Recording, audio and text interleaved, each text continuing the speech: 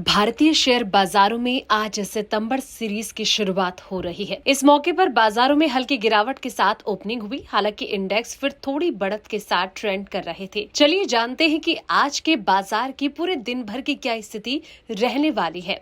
इसको लेकर सुनिए क्या कहना है मार्केट एक्सपर्ट अनुज गुप्ता का। अगर हम बात करें मार्केट की, तो कल के ट्रेडिंग सेशन में हमने मार्केट में गिरावट आते हुए देखी। अगर हम कल बात करें तो निफ्टी करीबन 211 पॉइंट गिरकर करीबन 24,500 के लेवल पे क्लोज होता हुआ दिखाई दिया।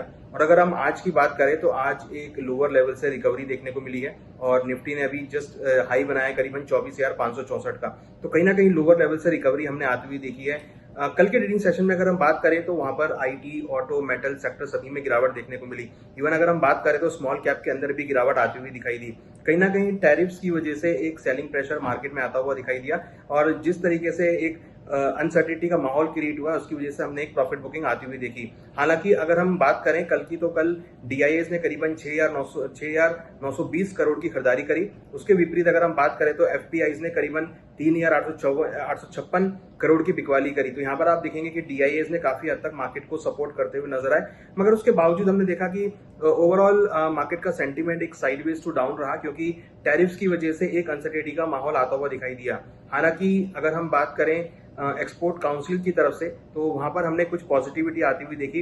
एक्सपोर्ट काउंसिल्स की तरफ से बहुत सारे प्लान सजेस्ट किए गए हैं, जैसे टेक्सटाइल में लोअर इंपोर्ट ड्यूटी, जिससे कि जो टेक्सटाइल है उसको सपोर्ट मिल सके। उसके साथ साथ हमने देखा है कि बहुत सारे एक्सपोर्ट प्रमोशन काउंसिल जो है वो यहाँ पे प्लान पेश कर रहे हैं, जिससे मार्केट को सपोर्ट आता हुआ दिखाई दे। हालांकि जीएसटी की जो रिफॉर्म्स है वो भी यहाँ पर आने वाले हैं और उसकी वजह से लग रहा है कहीं ना कहीं मार्केट को सपोर्ट मिलेगा। हमने ये भी देखा है कि टेक्सटाइल के क्षेत्र में लोअर जीएसटी का भी असर आता हुआ दिखाई देगा और कहीं ना कहीं मार्केट को सपोर्ट मिलेगा। उसके साथ साथ लोअर जीएसटी रेट्स और ऑटो में भी देखने को मिलेंगे, जिससे ऑटो सेक्टर को सपोर्ट मिलेगा। उसके साथ साथ अगर हम देखें तो जैसे कि जोरम पोवेल ने कहा कि इंटरेस्ट रेट कट होंगे, तो अगर इंटरेस्ट रेट कट होते हैं तो डेफिनेटली एफपीआई का इनफ्लो इंडिया की तरफ आता हुआ दिखाई देगा। हालांकि अगर हम बात करें यूएस की और फेड की, तो वहां के बीच भी एक पॉलिटिकल अनसर्टेनिटी बनती हुई दिखाई दे रही है।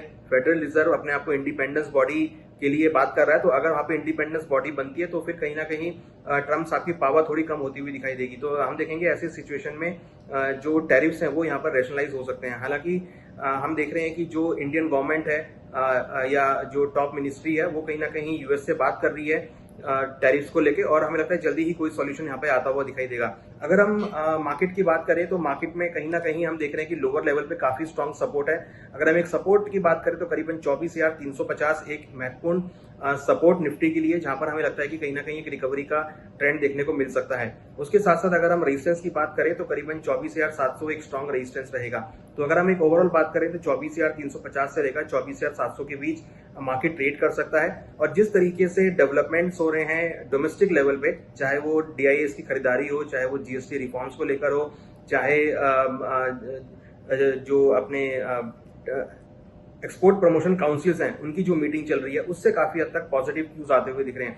इसके साथ साथ अगर हम देखें तो बहुत सारे ऐसे कंट्रीज हैं जो अब भारत से माल खरीदने के लिए तैयार हो गए हैं और भारत का माल जैसे फार्मा, टेक्सटाइल, ऑटो, ये सब अब दूसरी देशों में जाना शुरू हो जाएगा, जो कि लोअर रेट्स पे जाएगा। तो उससे भी काफी हद तक मार्केट को सपोर्ट मिलेगा। हमने देखा है कि टैरिफ लगने के बाद रशिया, जापान सभी भारत के सपोर्ट में आते हुए दिखाई दिए हैं। इवन अगर हम बात करें तो चाइना की, तो चाइना ने भी काफी हद तक सपोर्ट किया है और मुझे लग रहा है कि उसकी वजह से मार्केट को सपोर्ट आता हुआ दिखाई देगा।